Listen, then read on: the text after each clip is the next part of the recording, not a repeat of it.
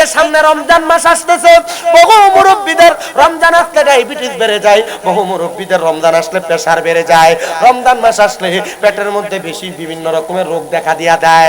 যদি প্রশ্ন করা হয় রমজানের রোজা কেন রাখো না, আমার গ্যাস্ট্রিক হয়েছে, আলসার হয়েছে, ডায়াবেটিস হয়েছে, একটু পরে পরে কুদুর কুদুর খানা না খাইলে আমার কাছে ভালো লাগে না। না না মুসলমান, না না না, রমজান মাস পবিত্রতার মাস।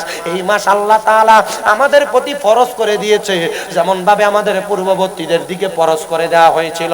ও মুসলমান, রমজান মাসকে অবহেলা করবা না, রমজান মাসকে কাজে লাগাইবা।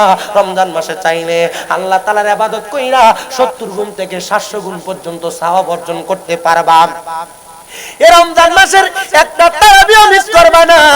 আর আমাদের সমাজের মানুষ তারাবির নামাজ যখন শুরু হয়ে যায়, প্রথম দিন মসজিদ একবারে পুরে যায়, দ্বিতীয় দিন আরো পুরে যায়, 10 দিন পরে মসজিদ অর্ধেক হয়ে যায়, 7 দিন পরে মসজিদের 15 জন 20 জন নিয়ে মুয়াজ্জিনরা তারাবি পড়ে, হাফেজ সাহেবরা তারাবি পড়ে।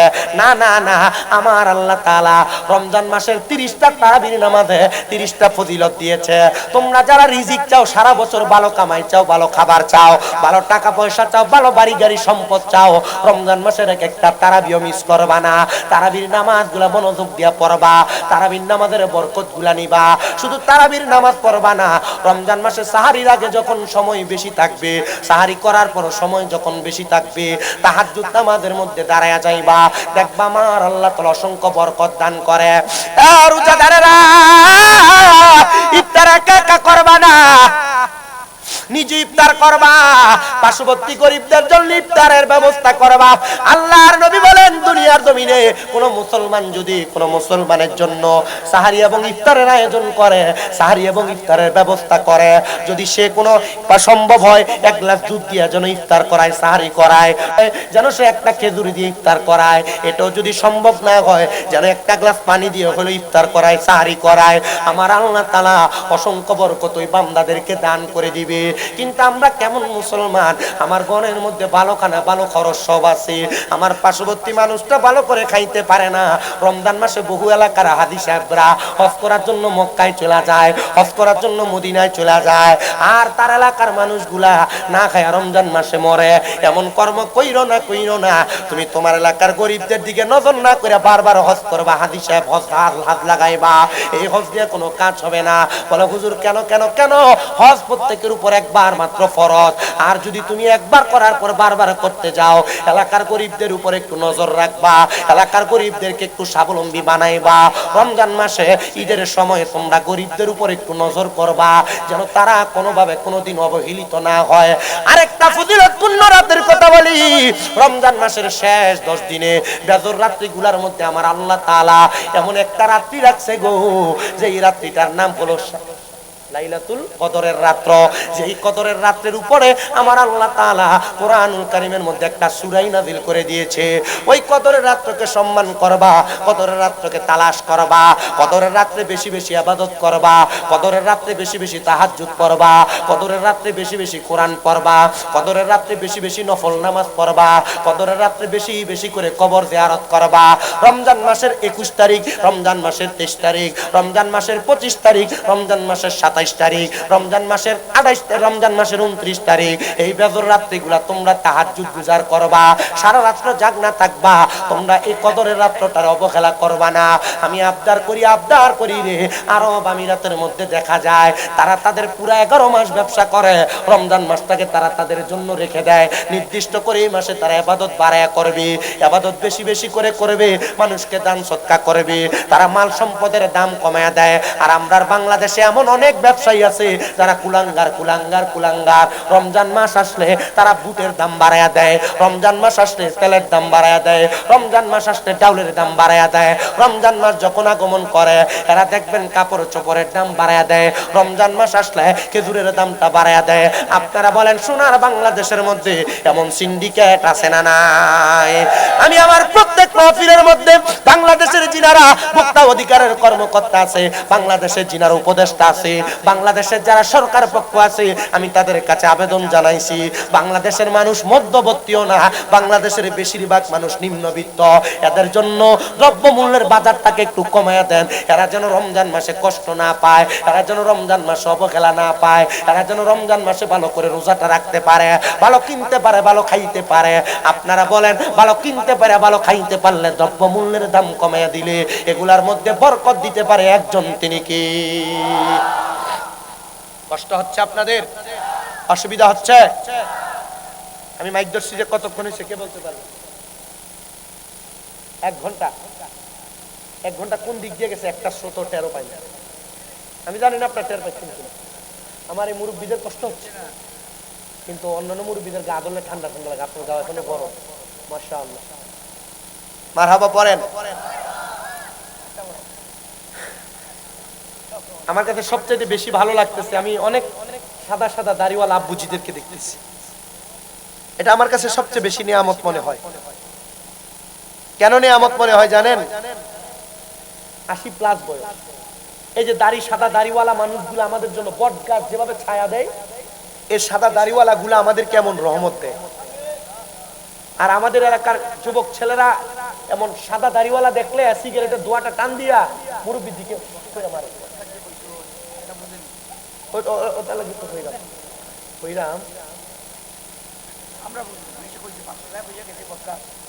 মুরব্বীরা আমাদের জন্য কি কইনা করে বট গাছ।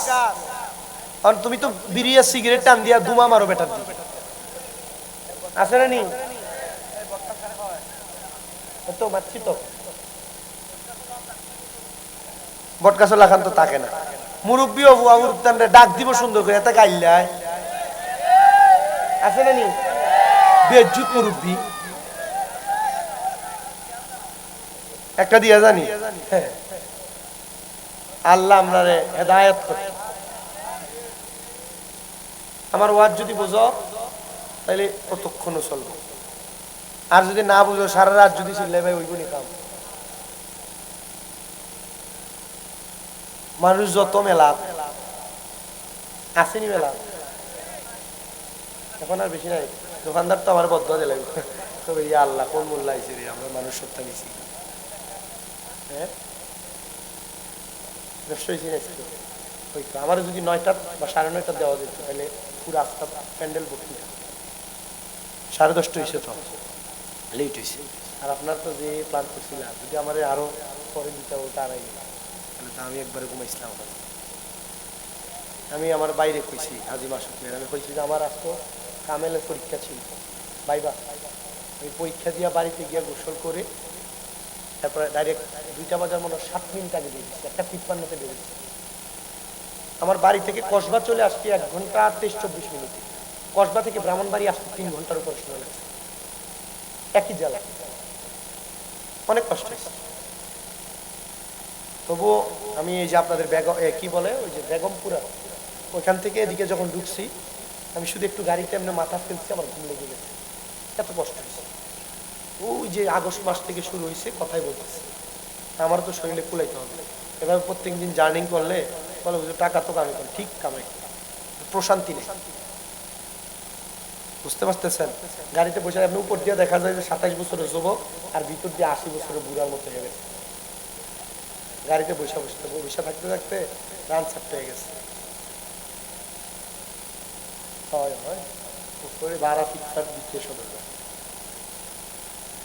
তারপরে আবার আমার উপরে প্রেশার যাচ্ছে, আমার আম্মা আজকে 9 মাস অসুস্থ। আপনারা এখানে অনেকে বসছেন না, মা বাপরে ধমক দেন, ভাত দেন না, মা বাপের খাবার নিয়ে এলাকাতে মেল বসা লাগে, বিচার বসা লাগে, লাগে না? আমি 9 মাসে আমার আম্মার তখন 8.5 লাখ টাকা খরচ করছি। প্রথম 2 মাস যখন অসুস্থ, এই 2 মাস আমি যে খাটে ঘুমাই, এই খাটে আমি 1 মিনিটের জন্য আমার পিঠ লাগাইনি। আমার মা আমার খাটে, আমি আমার মায়ের পাশে নিচে ফ্লোরিং করে শুয়েছি। ততক্ষণ ঘুমাই নাই যতক্ষণ আমার মা না ঘুমাইছে। আমার ইজ্জত চলে যাবে না, আমি আমার হাত দিয়ে আমার আম্মার প্রস্রাব পায়খানা পরিষ্কার করছি, আমার কি সম্মান কমে যাবে? কমে নাই। 6টা মাদ্রাসা আমার চলে কমে যাবে। ইজ্জত আল্লাহ অনেক বাড়াই দিচ্ছেন, অনেক সম্মান বাড়াই দিচ্ছেন, মহা মহা বিপদ থেকে আল্লাহ উদ্ধার করে দিচ্ছেন। হাজী মাসুদ মিয়া ওনার আব্বার জন্য করতেছে, ওনাকে মনে হয় দিচ্ছেন না। আপনারা যারা আপনাদের মা বাবার জন্য দোয়া করতেছেন, আপনাদেরকে মনে হয় দিবে না। এমন অফুরন্ত বরকত আর খাজিনা পাবেন, আপনি চিন্তা করতে পারবেন না। যারা আপনি যোগ্য না তা আপনি পেয়ে যাবেন। মা বাবা এত বড় নিয়ামত। আমি আজকে যখন বের হই, আমার আম্মা স্ট্রেচার ধরে ধরে আমার গাড়ি পর্যন্ত আসে। আমার আম্মা কষ্ট পাবে, জন্য চোখের পানি আসতে দিই না। আমি আমার নিজের পরনের লুঙ্গি পর্যন্ত ধুই যাই, কিন্তু আমার আম্মা অসুস্থ হওয়ার পর ধোয়া লাগে। আমার আম্মা নিজে ধুয়ে দিত। গায়ের পাঞ্জাবি খুইলা রাইখা শুইতাম, ঘুম থেকে উঠে দেখতাম শুকায়ও গেছে। এখন কবর যে আপনাদের মা বাবা, আপনারা কি করতে পারতেছেন? এমন কিছু পারতেছেন? মা বাবা অনেক কষ্ট করে মানুষ করছে, লাখ লাখ টাকা আপনার পিছনে খরচ করছে। এখন আপনার কাছে টাকার অভাব নাই, আব্বাকে 1000 টাকা দিয়ে একটা লুঙ্গি কিনা পরাইতে পারেন না। বাবা কবর, মা কবরে চলে গেছে, নিজে না খেয়ে আপনাকে খাওয়াইছে। এক বেলা না খাইলে বারবার জিজ্ঞেস করছে, পেটটা পিঠের সাথে লাগিয়া গেছে, এখনো খাও না কেন? এখন 2-3 বেলা না খাইলে কেউ একবার জিজ্ঞেস করে না। কিভাবে জিজ্ঞেস করবে? মা তো কবরে। প্রিয় মুসলমান, আমি আপনাদের কাছে যে আলোচনার ধারাবাহিকতা ধরে রাখতে চাইছিলাম, আমি আপনাদের কাছে সেই আলোচনার ধারাবাহিকতাটা বলি। এমন জীবন বানান যে জীবনে ফেরেশতা থুতু দিবে না, যে জীবনে ফেরেশতারা আপনার অবহেলা করবে না। নবী আমার বলেন, উম্মত, হ্যাঁ উম্মতের দল, যখন তোমার মরণ হয়ে যাবে গো, আজরাইলে তোমার রূহটা নিয়ে যাবে জাহান্নামের দিকে। ইন্নাল্লাযীনা কাফারু মিন আহলিল কিতাবি ওয়াল মুশরিকিনা ফি নারি জাহান্নামা খালিদিনা ফিহা উলাইকা হুম শাররুল বারিয়া। আল্লাহ বলে, নিশ্চয় যারা কুফরি করে, যারা আহলে কিতাবের অন্তর্ভুক্ত, যারা মুশরিক, আল্লাহ ছাড়া কাউকে সেজদা দেয়, কারোর কাছে চায়, এরা জাহান্নামী। আল্লাহ একটা বাংলা বেনামাজি হারামখোর, পরের হক মেরে মেরে খায়, মা বাবারে কষ্ট দেয়, বেনামাজি, ওই মানুষটার কেমন কষ্ট হবে আপনি একবার আমাদেরকে জানিয়ে দেন।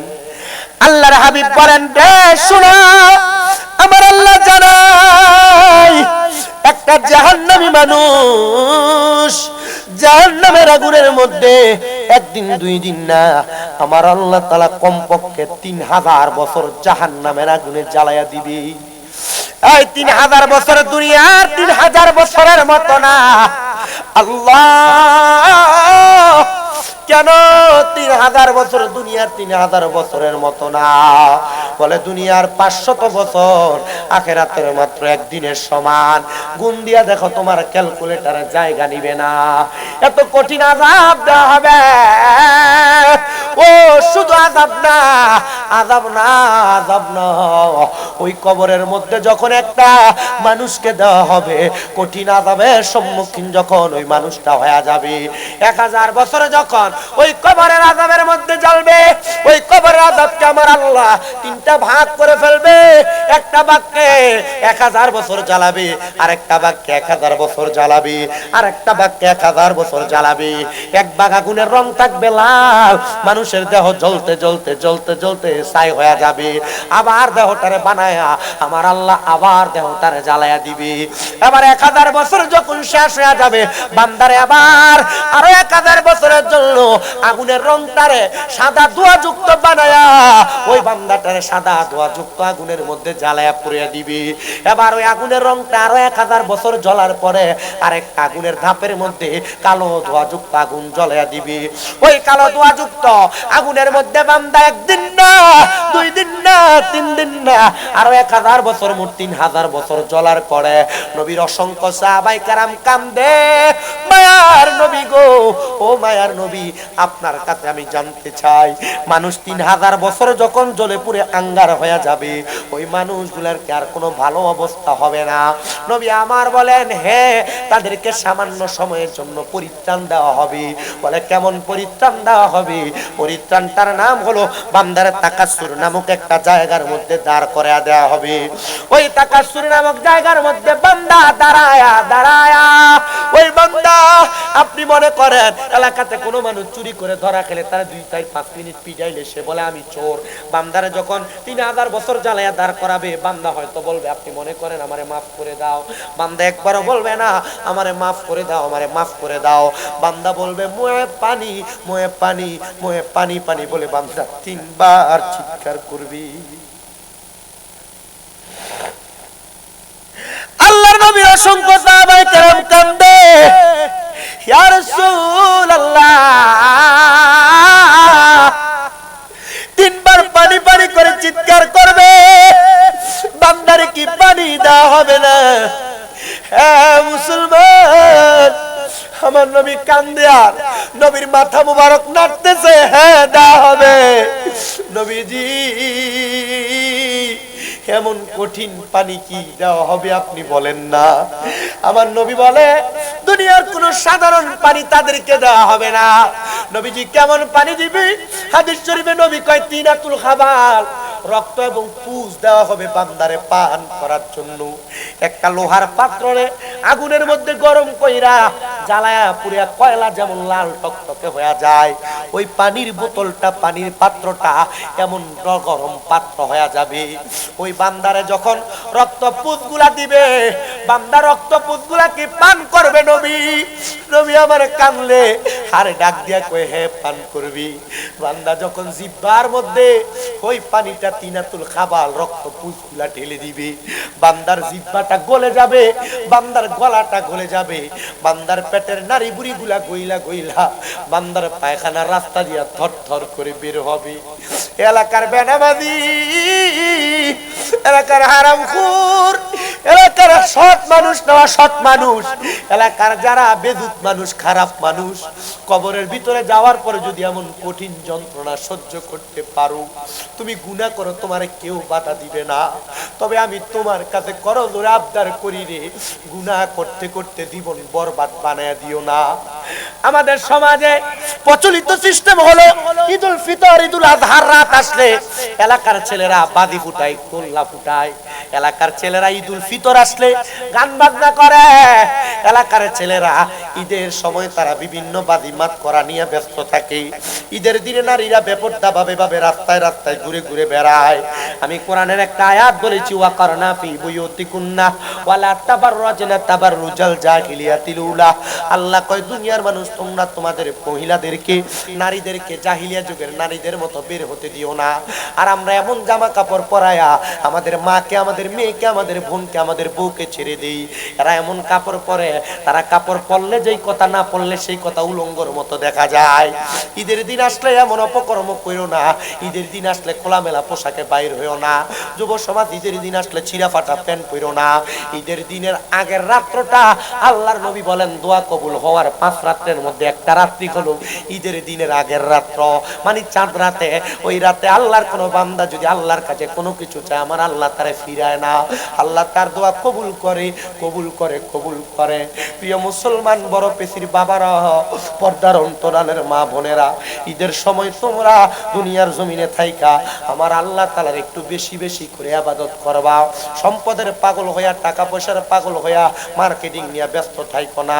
অনেকেই তো আছে রমজানের 15টা যাওয়ার পরে মার্কেটিং করতে করতে শরীর ক্লান্ত হয়ে যায়, তখন আবার পানি খেয়ে রোজা ভাঙ্গা ফেলায়।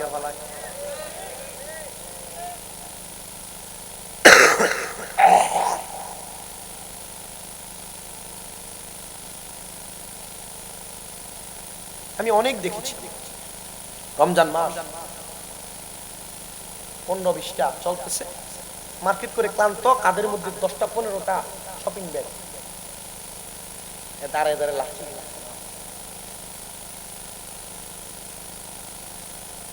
পরে হিসাব মিলা দেখলাম আসলে আল্লাহ নবীর হাদিসই সত্য। আল্লাহ নবী তো বলছে যারা রমজানের রোজা রাখে না এরা যেন ঈদের কাছে দিও না। আর দেখবেন যেটা বেরোজগার এটা ঈদের জামা কিনা লেগে বেশি পাগল হয়ে যায়, ঠিক না? যেটা বেরোজগার এটার ঘরের মধ্যে ঈদের দিনে কত খানা, উনি এটা আজকে খাইয়ে মরে যাবো গা। ঈদের দিন কি শুধু আমোদ ফুর্তি করে গান বাজনা করে কাটায় যাওয়ার জন্য না ইবাদতের জন্য? আমরা তো এটা করি না।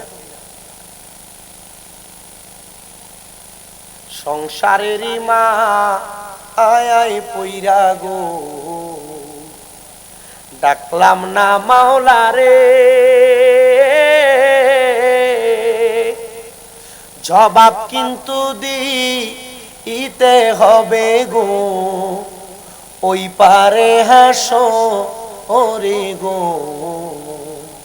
আরে ওরে জীবন গুনায় গুনায় গেল রে, বাড়ির পাশে পুকুর পারে গো, বাঁধবি সুখের ঘর,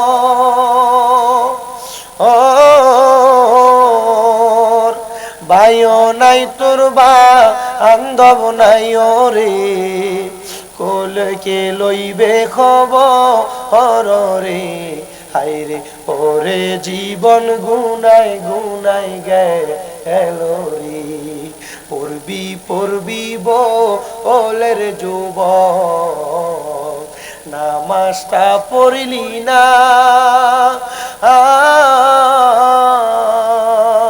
মৃত্যুর পরে মাওলার কাছে রে, জবাব দিতে তো পারবি না গো, হায়রে ওরে জীবন গুনায় গুনায়।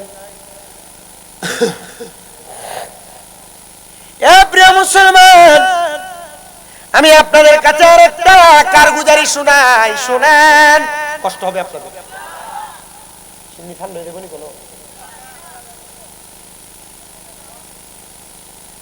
আচ্ছা আরেকটু সময় করি, তত কষ্ট করে আইসি, আপনারও আইসেন, কিন্তু ফজরের নামাজও পড়ি 12টা বাড়ির চিঠা। মাসুক ভাই আরেকটু হইলে কি প্রবলেম হইব নি? আসুন তো, তোমরা তো কোন আমার তুই, আমি তো চিনলাই মুরব্বী হয় বদর উঠতো। আলহামদুলিল্লাহ কোক্কা কোক্কা নি না হই না, হই না আলহামদুলিল্লাহ হই, মারহাবা জোরে হই। ডান হাত তুলে বলেন আল্লাহু আকবার, হাত নামান। প্রিয় মুসলমান, আমি আপনাদের উদ্দেশ্যে আর কয়েকটা কারগুজারি শোনাবো। এর মধ্যে 1 নাম্বার, আমাদের সমাজে অনেক পয়সাওয়ালা টাকাওয়ালা আছে, যারা টাকা পয়সার মালিক, রমজান মাস ঈদের সময়ের আয়াদের যাকাত ঠিক মতো আদায় করে না।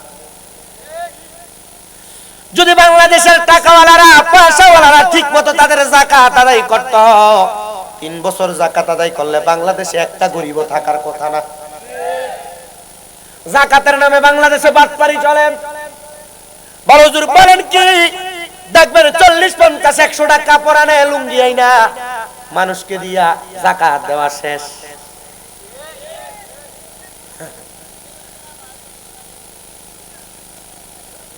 প্রতি 1 লক্ষ টাকায় 2,500 টাকা করে যাকাত আসে বাংলাদেশের হিসাবে, কিন্তু বাংলাদেশের মানুষ এই যাকাত গুলো আদায় করতে চায় না। যাকাত দেওয়াকে তারা বোঝা মনে করে, যাকাত দেওয়াকে তারা জরিমানা মনে করে। আল্লাহর নবী বলেন এমন একটা সময় আগমন করবে, এমন একটা সময় আগমন করবে আমার উম্মতেরা তারা তাদের সম্পদের যাকাত দিতে চাইবে না, যাকাত দেওয়াকে তারা জরিমানা মনে করবে। ইয়া রাসূলুল্লাহ কেন? বলে তারা যাকাত দেওয়াটাকে বোঝা মনে করবে। নবী আমার বলেন শুনো দুনিয়ার মানুষ, তোমরা যারা যাকাত দাও না, এই মানুষ তোমাদের উদ্দেশ্যে নবী আমার বলেন এক নাম্বার, যাকাত দিলে মানুষের সম্পদ পবিত্র হয়, যাকাত দিলে সম্পদ নিরাপদ হয়, যাকাত দিলে আল্লাহ তাআলা বিপদ কাটিয়ে দেয়, যাকাত দিলে যাকাত দেনেওয়ালা মানুষকে আল্লাহ সম্পদ আরো বাড়ায়া দেয়। যায় না, এটা তো এক নাম্বার দুই নাম্বার আছে না। আবার তো বিড়ি পান সিগারেটও তো খাওয়া লাগে। বহুত মানুষ আছে তো সকালবেলা সিগারেট খাইয়া যদি বাথরুমে না যায়, বাথরুম ক্লিয়ার হয়, আছে না?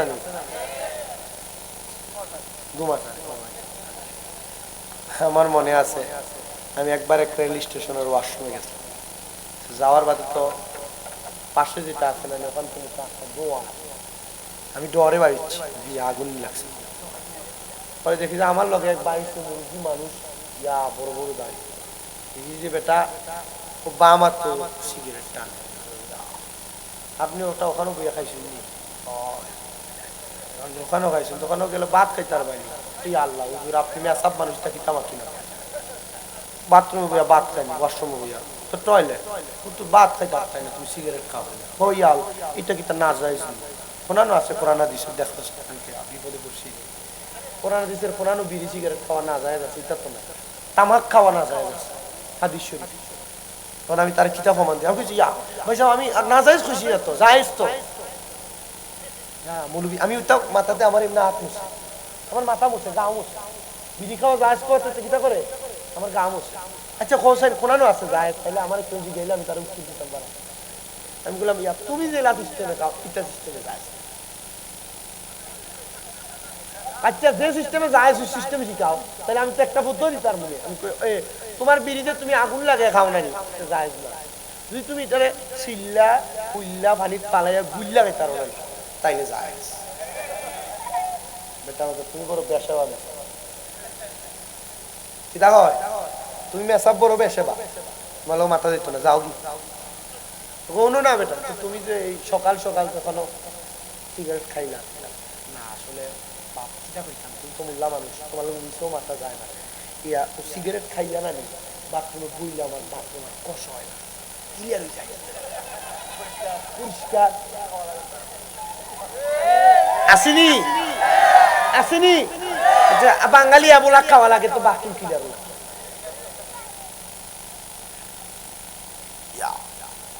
সিগারেট যারা খায় বিড়ি যারা খায় এরা হল আল্লাহর নবী কইছেন হাদিসে মুবারক, যদি তোমরা জাহান্নামী মানুষ দেখতা তাহলে তারার দিকে চাও যারার মুখত আগুন দেখা যায়। আমি হিসাব মিলিয়ে দেখলাম যে আগুন তো আর কারোর মুখে নাই, যারা সিগারেট খায় এরার মুখে আগুন। জাহান্নামী চাইতাম তো বেটার দিকে চাইতাম, ঠিক না নি? আমি কতটা দেখছি, ও মোল্লারও দেখছি সিগারেট খায় আসেনি। আমি জিজ্ঞাসা করি মোল্লা যদি সিগারেট খায় না তো তো মুসল্লি তো গাঞ্জা খাইব।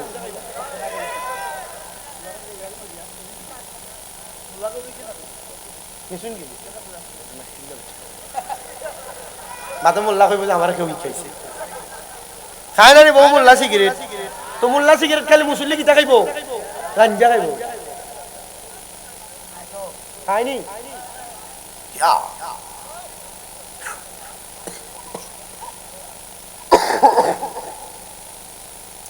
আমি যেখানে ছিলাম সেখানে যাই, শুধু শুধু মোল্লার একটু দোষারোপ করে লাভ নাই। মোল্লা মানুষ, সব মূল্য মোল্লা না, একটা লেবাসুর মোল্লা, ইদা মোল্লা লেবাসুর মোল্লা, আস্তা মূল্য হইলেও মোল্লার জাতর মূল্য হইল। মোল্লা ও কাম করতো না যে কাম এটা আওয়াম যারা এরা করে, আওয়ামও সিগারেট খায় মোল্লাও সিগারেট খায়, খামনি পাতে না খামনি, সব মোল্লা দিকে পাগল হইল।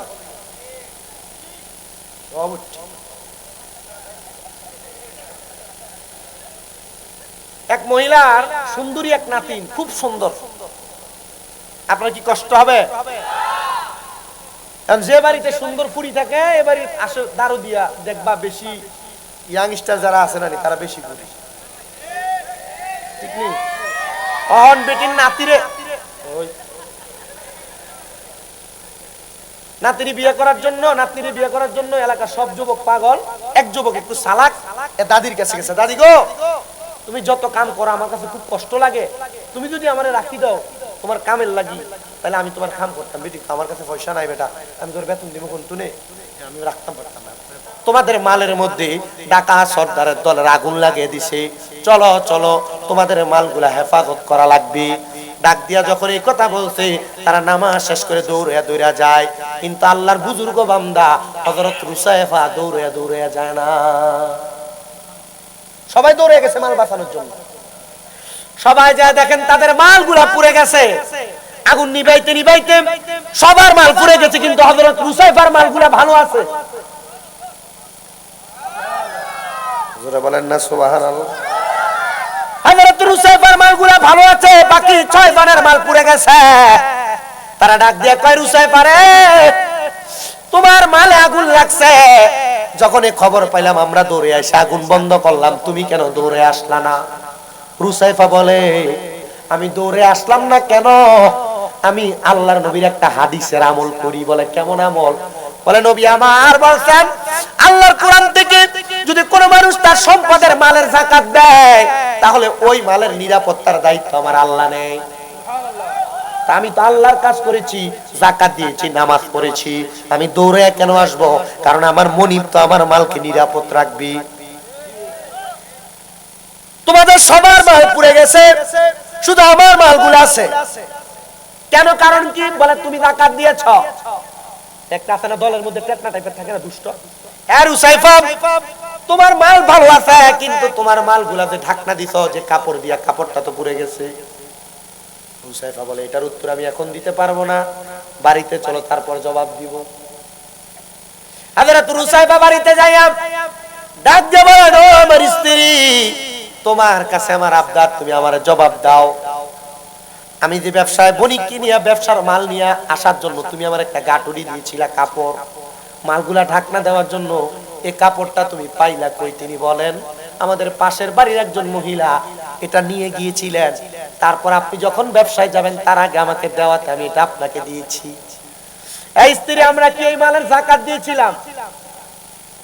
কি প্রশ্ন করছে? এই স্ত্রী এই মালের কি যাকাত আমরা দিয়েছিলাম? বলে না, আপনি এই মালের যাকাত দেন নাই, মালটা অন্য জনের কাছে ছিল ধার, আপনি এটা পাওনা ছিলেন এই জন্য এটা যাকাত দেন নাই। হযরত রুসায়ফা ডাক দিয়া কয় এ বণিকের দল, খবর পাইছুনি বুঝছুনি এই মালের যাকাত আমি আদায় করি না বিদায় এই মালটা পুড়ে গেছে। আমার আল্লাহ এই মালের দায়িত্ব নেয় নাই, কিন্তু যে মালের দায়িত্ব নিছে এই মাল পুড়ে নাই, এই মাল এখনো ভালো আছে। অনেকে মাঝে মাঝে প্রশ্ন করে হুজুর কারো কাছে টাকা পাও না, এই পাওনা টাকারও কি যাকাত আছে? আছে। যদি এই টাকা পাওয়ার সম্ভাবনা থাকে এই টাকারও যাকাত আছে। হুজুর গরুরও যাকাত আছে। হুজুর বাড়ি একটার বেশি দুইটা থাকলে, তিনটা থাকলে যাকাত দিতে হবে। দোকান যেটা দিয়ে আপনি চলেন একটার বেশি দুইটা থাকলে যাকাত দিতে হবে। মাল আপনার 1 বছর চলার মতো যা আছে এরপর বেশি থাকলে ওইটার যাকাত। শুধু শুধু সম্পদ বাড়ান আর মাল বাড়ান, বাড়াইলে কি হবে না। আল্লাহ তাআলা আমাদেরকে বোঝার তৌফিক দান করুন। আরো জোরে পড়েন না আমিন। আরেকটা ছোট্ট কারগুজারি বলি, এবার শুনেন। ওই শামদাসির এক বাদশা, তার এলাকার সব মানুষ আন্দোলন করা শুরু করছে, বাদশা আমাদের টাকা নাই, মাল নাই, সম্পদ নাই, শুধু এগুলা জ্ঞান জ্ঞান করে। দেখবেন এমন অনেক মহিলা মানুষ আছে যারা তাদের স্বামী যা তাতে শুকরিয়া আদায় করে না, শুধু বলে দাও দাও দাও দাও দাও। এই মহিলাকে হাদিস শরীফের ভাষায় বলা হয় আন্নানা। এই মহিলাকে বিবাহ করা না যায়। যে মহিলা স্বামীকে সন্তানকে বদদোয়া দেয় এই মহিলাকে বলে হান্নানা, এই মহিলাকে বিবাহ করা না যায়। যে মহিলা স্বামী যা দিছে তাতে শুকরিয়া আদায় করে না, আরো দাও এমন কথা বলে, এই মহিলাকে বলে মান্না না। নবী বলে এই মহিলাকে বিবাহ করা না যায়।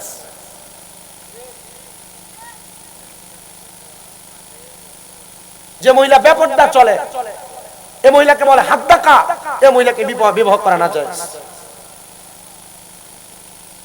যে মহিলা স্বামীর মা বাবাকে নিজের মা বাবা মনে না কইরা অবহেলা করে এই মহিলাকে বলে গাররাকা, এই মহিলাকে বিবাহ করা না যায়। যে মহিলা সন্তান প্রসব করার ক্ষমতা নাই, এই মোবাইল তো গেছে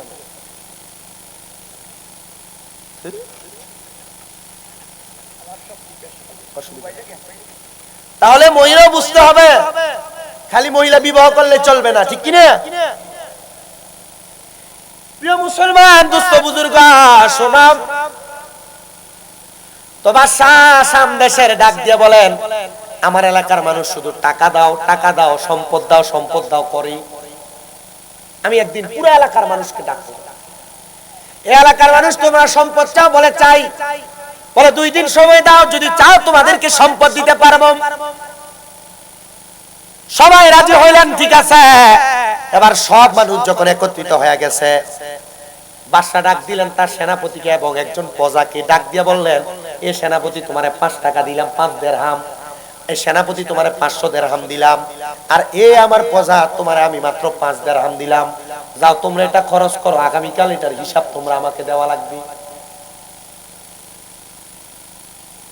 সেনাপতিকে দিছে 500 টাকা, প্রজাকে দিছেন 5 টাকা। প্রজা বলে 5 টাকা দিয়ে কিছুই তো পাবো না, রাইখা দেই। ফকির ভিক্ষা চাইছে, প্রজা এটা দিয়ে দিছে। আর সেনাপতি 500 টাকা পাইয়া মোরগ, পোলাও, গরু, খাসি, মুরগি সব খায়। পরের দিন বিকাল বেলা আসরের নামাজের সময় পুরো এলাকার মানুষ হাজির হয়ে গেছে। সেনাপতি এবং প্রজা একসাথে দাঁড়িয়ে আছে।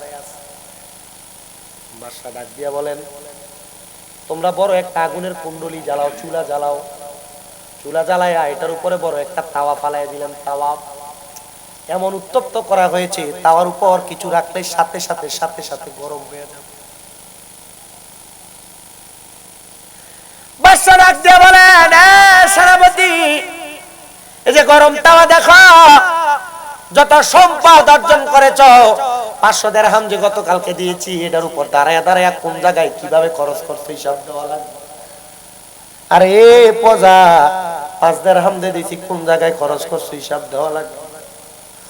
প্রজা ওই তাওয়ার উপরে দাঁড়ায়, করের উপরে দাঁড়ায় এক পাও রাখছে, আমি আমার 5 টাকা আমি গরিবকে দান করে দিয়েছি বলে লাভ দিয়ে নেমে গেছে। আর ওই সেনাপতি ডাক দিয়া কয় বাদশা আমি এটাতে দাঁড়াইতে পারবো না, এটাতে দাঁড়ায় আমি মাত্র 100 দিরহামের হিসাব দিতে দিতে আমার শরীরের পায়ের অংশ জ্বলে একবারে ছাই হয়ে যাবে। বাদশা বলে এই এলাকার মানুষ আমার প্রজার দলেরা, তোমরা যারা বেশি সম্পদ বানাও এই ব্যক্তির মতো হাসরের ময়দান তো তামার মতো উত্তপ্ত গরম হবে, দাঁড়ায় দাঁড়ায় হিসাব দেওয়া লাগবে। এবার চিন্তা করো, হিসাব দিতে পারলে আমি আমার রাজপ্রাসাদ তোমাদেরকে ছেড়ে দিতে রাজি। সবাই কয় বাদশা না না না, আমরা হিসাব দিতে পারবো না, আমরা রাজপ্রাসাদেও থাকতে চাই না, আমরা যেমন আছি তেমন ভালো আছি, বাদশা ক্ষমা করবেন বইলা সবাই চলে গেছে। এখন আর সম্পদের পাগল, কিন্তু এক যুবক দাঁড়ায় রয়েছে, ছোট 8 বছর। ডাক দিয়ে বলে বাদশা গো, প্রজাদের কেনা যেমন তেমন বুঝ দিয়া পাঠিয়ে দিলেন, বাদশা আপনার যে এত সম্পদ, আপনি বলেন এই সম্পদ দিয়ে আপনি কি করবেন, এই সম্পদের হিসাব আপনি কেমনে দিবেন? আরে বাদশা কই বালাফুন্ডারাতে ধরা হয়েছে, আপনি প্রজার এতক্ষণ বুঝাইলেন এত টাকার মালিক হলে হিসাব দেওয়া লাগবে, তা আপনার যে এত বড় রাজপ্রাসাদ এত সম্পদ আপনি কি করবেন? ছোট মানুষ মারহাবা, আরো জোরে কর। বাদশা রাত দিয়ে কয় এই বাচ্চা থেকে যদি বাঁচতে চাই এই একটা সম্পদ আমার কাছে রাখা যাবে না। বাদশা রাত দিয়ে কয় এ বাচ্চা যাও যাও, এই সম্পদ আমি তোমার দান করে দিলাম, হাদিয়া দিয়ে দিলাম। বাচ্চা কয় আপনি আপনার বলা আমার কানে তুলে দিতেছেন, আমারে যদি আপনি এগুলা দিয়ে দেন তো আমি তো আল্লাহর কাছে জবাব দেওয়া লাগবে ময়দানে মাশরে গরম তাওয়ার মধ্যে দাঁড়ায়া, আমি কেমনে হিসাব দেব? বাদশা কই বাবা তুমি যেহেতু এটা জানো তাহলে আমি আমার এই সম্পদ কি করব তুমি সেটাও জানো। ডাক দে বলে বাদশা গো আমি আল্লাহর নবীর একটা হাদিস পড়ছি। বলে কি হাদিস পড়ছ? বলে আমি পড়ছি নবীর এক সাহাবী আমার নবীর কাছে কাঁদতে কাঁদতে আইসা বলে ইয়া রাসূলুল্লাহ আমার মা মরে গেছে। নবীজি আমি আমার মার জন্য কোনো কিছু করতে পারি নাই, অনেক সম্পদ আমার মা বাবা আমার দিয়া গেছে, আমি কি করব? আমার নবী জবাব দিতে সাহাবী তুমি তোমার সম্পদ থেকে তোমার মায়ের জন্য আল্লাহর রাস্তায় সদকা করো। সাহাবী বলে ইয়া রাসূলুল্লাহ আপনি সাক্ষী থাকেন, আমার একটা খেজুরের বাগান আছে মিকুয়াদা, এই বাগানটা আমি আমার মায়ের জন্য আল্লাহর রাস্তায় সদকা করে দিলাম। আমার নবী বলে তুমিও সাক্ষী থাকো, এই বাগান থেকে যত মানুষ খেজুর খাবে আল্লাহ তোমার মার কবরে আযাব মাফ করে দিবে। পরের দিন সকালবেলা হযরত সাদ ইবনে উবাদা নবীর কাছে দৌড়ে আসছি, ইয়া রাসূলুল্লাহ আমি স্বপ্ন দেখেছি আমার মা জান্নাতের খানা খাইতেছে। নবী কয় গতকালকে সন্ধ্যাবেলা তোমার খেজুরের বাগান থেকে ক্ষুধার্ত ছোট ছোট দুইটা পাখি পাকা খেজুর খেয়েছে বিদায় আল্লাহ তোমার মায়ের কবরে জান্নাতি খানা দিয়েছি।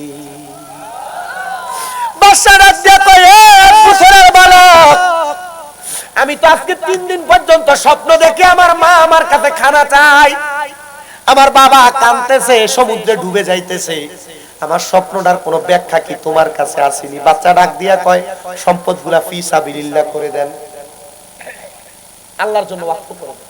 আমি দেখছি যে মরহুম মোহাম্মদ ইসহাক মিয়া হাফিজিয়া মাদ্রাসা নাম দিয়ে একটা সাইনবোর্ড বানিয়ে রাখছে আমার ভাই, ভালো কাম না খারাপ। হযরত সাদ ইবনে উবাদার মারে যদি আল্লাহ খেজুরের বাগান দান করার কারণে মাফ করতে পারে, উনি যত লাখ টাকা খরচ করে মাহফিল করে মাদ্রাসা করার জন্য নিয়ত করছে, আল্লাহ চাইলে ওনার বাবারে মাফ করতে পারে না? আরে আপনারা যে কষ্ট করে ওয়াজ শুনতে আসছেন আপনাদের মা বাবাকে মাফ করতে পারে না? ওয়াজ আর কি শুনবে? ছোট বাচ্চা ডাক দিয়ে বলেন দেন ফি সাবিলিল্লাহ, দিয়ে দিছে সব সম্পদ। ওই জায়গাটারে সামদেশের বড় দারুল আরকাম বানাইছে মাদ্রাসা। বাদশার বাড়ি এখন কি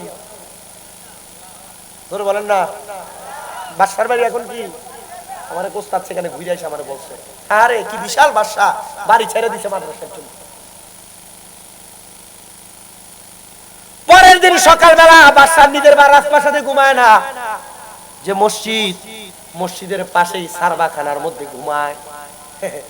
বাদশা কানতে কানতে পরের দিন সকালবেলা ছোট বাচ্চারে খোঁজে, কইরে 8 বছরের বাচ্চা কই? বলে 8 বছরের বাচ্চা তো সামদেশে না বাড়ি ইয়ামেনে আসছিল আপনারা দেখার জন্য। ইয়ামেনে যা ডাক দিয়ে কই বাচ্চা রে আমি দেখছি রে তোমার এই কথা শুই না রাজপ্রাসাদরা ফি সাবিলিল্লাহ কইরা দেওয়ার কারণে গতকালকে রাত্রবেলা আমার মা আমার আব্বা জান একসাথে বইসা দামি দামি খানা আহার করতেছে। আমি জিগাইলাম এই খাবার পাইলেন কই? আমার মা বাবা আমার জবাব দিছে তোমার মতো সন্তান আমরা মা বাবার জন্য সদকা করার কারণে আল্লাহ তাআলা আমরা মা বাবারে মাফ করে দিছে। আমি জানি না এই বড় পেশির জান্নাতের বাগান মাহফিলে কোন সন্তান বসছে তাদের মা নাই, কোন সন্তান বসছে তাদের বাবা নাই, তাদের মা বাপ হারায় আজকের মাহফিলে বসছে কিন্তু তারা কেমন আছে কবরে জানে না। সন্তান একটু পরে আখিরি মুনাজাত হবে, রব্বির হামহুমা কামা রব্বায়ানি সগীরা বলে মা বাবার জন্য দোয়া করবা। আল্লাহর নবী কয় কোন সন্তানে দোয়া করলে তার চোখের মনি কোঠার মধ্যে একটা মাছির মাথা পরিমাণ পানি ছেড়ে দিয়ে কান্না করলে ওই পানি মাটিতে পড়ার আগে আমার আল্লাহ তার মা বাবার জীবনের গুনাহ মাফ করে দেয়। হ্যাঁ সন্তান দোয়া করবা, দোয়া করবা। আর যাদের মা বাবা বেঁচে আছে আপনাদের কাছে আমি করজোড়ে আবদার করি আপনারা ওই মা বাবার পায়ে ধরে ধরে মাপ চাইবেন। আজকের মাহফিল কবুল হবে কি হবে না এটার গ্যারান্টি কেউ দিতে পারবে না, তবে আমি একটা গ্যারান্টি দিয়া গেলাম, যদি আগামীকালকে শোনো এলাকার কোনো মুরব্বী চা দোকানে বইসা বলে হ্যাঁ শামীম রাজার ওয়াজ শুই না আমার সন্তান আমার পায়ে ধরে মাপ চাইছে, মনে করবা মাহফিল আল্লাহর কাছে কবুল হয়ে গেছে। বলে হুজুর কেন? মা বাবার পায়ে ধরলে কি দাম কমবে না, ইজ্জত কমবে না, সম্মান কমবে না? না না না, ইজ্জত সম্মান কিছুই কমবে না। আল্লাহ নবী তো বলে মা বাবার পায়ে শুধু ধরা না, মাঝে মাঝে সুযোগ পাইলে মা বাবার পায়ের মধ্যে চুমা দিবা। আমি নিজে আমার মা বাবার পায়ে চুমা দেই বিদায় আল্লাহ আমার সম্মানিত বানাইছে। অনেক সন্তান চিন্তা করতেছে হুজুর চুমা দিব দূরের কথা, দুই ঈদে মা বাবার পা ধরে আমি সালামি তো করি না, আমি চুমা দিব কেমনি? এ সন্তান চুমা দাও কিনা জানি না রে সন্তান, এক আবদার আমি তোমার কাছে করি।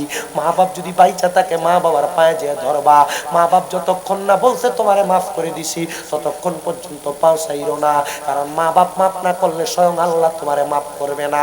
মা বাপ ক্ষমা না করলে আল্লাহ তোমারে ক্ষমা করবে না। আর যদি মা বাপ বাইচা থাকে আম্মা আব্বার কাছে মাফ চাইলে আমার আল্লাহ তোমারে মাফ করে দিবে। আশিক তো বলে বাবাকে তোমরা কাবা জানিও, মদিনা জানিও, মাকে যদি গো তারা বেঁচে থাকে।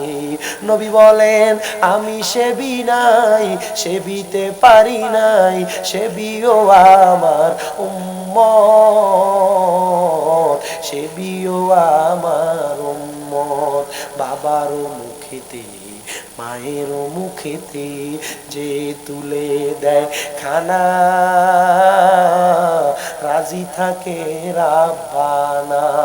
নবী বলে আমি করি নাই, করিতে পারি নাই, করিও আমার উম্মত, করিও আমার উম্মত। অনেক সন্তানেরা চিন্তা করে হুজুর যাদের বাড়িতে বাবা আছে তারা বাড়িতে যায় বাবার পা ধরে মাপ চাইবো, আমার তো আব্বা নাই, আমি কার পা ধরে মাপ চাইবো? সন্তান রে বড় কষ্ট করে তোমার আব্বার রোদে পুয়া মেঘে বিদা বন্ধের মধ্যে খাম কাজ করে তোমার মানুষ করছে, আজকে ওই বাবা কবরে মাপ চাওয়ার কোনো সুযোগ নাই। অনেকে চিন্তা করে হুজুর যাদের বাড়িতে মা আছে তারা মার পায়ে ধরে মাপ চাইবো, আমার তো মা নাই, আমি কার পায়ে ধরে মাপ চাইবো? সন্তান চিন্তা করবা না, মা যদি কবরে থাকে আল্লাহ তাআলার দরবারে শুধু দোয়া করবা, আল্লাহ তাআলা তোমার দোয়ার বরকতে তোমার মারে মাফ করে দিবে, বাবারে মাফ করে দিবে। আল্লাহ যেন আজকের ওয়াজে যা শুনেছি তাতে আমল করার তৌফিক দেয়। আর যাদের মা বাবা কবরে আম্মা আব্বারে মাফ করে দেয়, মাহফিলের উসিলা এলাকার গুরবাসীরে মাফ করে দেয়, কবরস্থানবাসীরে মাফ করে দেয়, এলাকার মানুষ যারা বেঁচে আছে হায়াতে বরকত দেয়, প্রবাসীদের কামাই রুজিতে বরকত দেয়, যাদের কাজ কাম নাই কাজ কামের ব্যবস্থা করে। আল্লাহ তাআলা প্রত্যেকের দোয়া কবুল করেন, জোরে বলেন আমিন। আল্লাহ আল্লাহ আল্লাহ লা ইলাহা ও আল্লাহ আল্লাহ আল্লাহ ইলাহা। মতের তুফান চলবে যখন নবী গো আমরা দয়া করে দেখাইয়েন চেহারায় আনো ওয়ার নবীজি। আল্লাহ আল্লাহ জোরে লা ইলাহা। মা আমিনা স্বপ্ন দেখে গর্বে তাহার নূর, সেই নূরেরই নাম রাখিলেন মুহাম্মদ রাসূল নবীজি। আল্লাহ আল্লাহ লা ইলাহা। अव्वल आखिर सब कुछ जाने, देखे बाईद करीब, गायब की खबर देने वाला अल्लाह।